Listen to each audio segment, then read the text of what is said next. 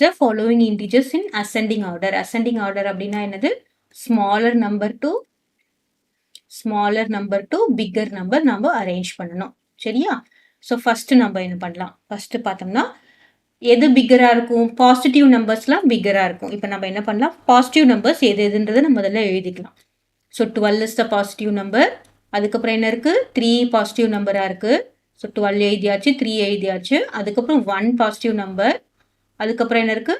25 positive number. அதுக்கப்புறம் என்ன இருக்கு? 18 வந்து பாசிட்டிவ் நம்பர். ஸோ இந்த பாசிட்டிவ் நம்பர்ல நம்ம எடுத்து எழுதிட்டு 0 இஸ் நெய்தர் பாசிட்டிவ் நார் நெகட்டிவ். ஓகேவா? நெக்ஸ்ட் நம்ம என்ன பண்ணலாம்? பாசிட்டிவ் நம்பரை ஃபர்ஸ்ட் ஸ்டெப் இது நம்ம ரைட்டிங் பாசிட்டிவ் நம்பர். இப்போ நெக்ஸ்ட் ஸ்டெப் என்ன பண்ணலாம்? பாசிட்டிவ் நம்பரை நம்ம அரேஞ்ச் பண்ணலாம். சரியா? ஸோ ஃபர்ஸ்ட் நம்ம 0 எழுதிக்கலாம். 0 எழுதியாச்சு. அதுக்கப்புறம் என்ன வரும்? நெக்ஸ்ட் நம்பர் வில் பி 1 வரும். அதுக்கப்புறம் என்ன வரும்? 3 வரும். அதுக்கப்புறம் என்ன வரும்? 12 வரும்.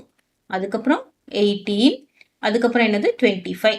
சரியா? பாசிட்டிவ் நம்பரை நம்ம எழுத்தியாச்சு.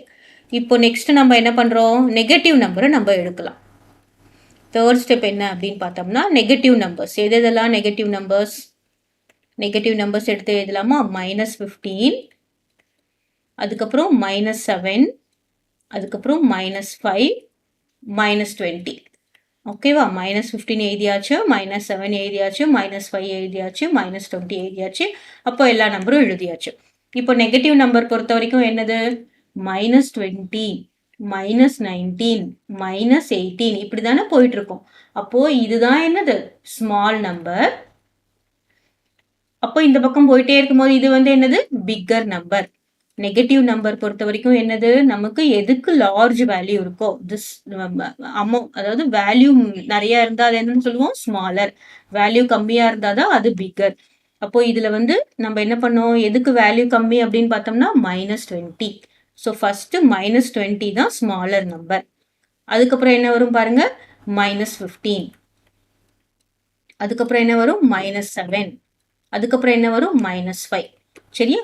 ஸோ இந்த மாதிரி நம்ம மூவ் ஆயிட்டு இருக்கும் போது நமக்கு என்னது? இங்க -20னா இதுதான் ஸ்மால். இங்க -15 இருக்குன்னு வச்சுக்கோங்க. அடுத்தது -20 விட -15 என்னது? பெருசு.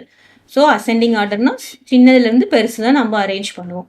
இப்போ ஃபைனல் அரேஞ்ச்மெண்ட் டோட்டலா எப்படி அரேஞ்ச் பண்ணுவோம் அப்படின்னு பார்த்தோம்னா -20 தான் இருக்கிறதுலே ஸ்மாலஸ்ட் நம்பர். ஓகேவா? அடுத்த நம்பர் என்னது? -15. அதுக்கடுத்த நம்பர் என்னது? -7. அதுக்கடுத்த நம்பர் என்னது? -5. ஓகேவா? இப்போ நெகட்டிவ் நம்பர்ஸ்ல நம்ம அரேஞ்ச் பண்ணிட்டோம். அப்புறம் பாருங்க 0.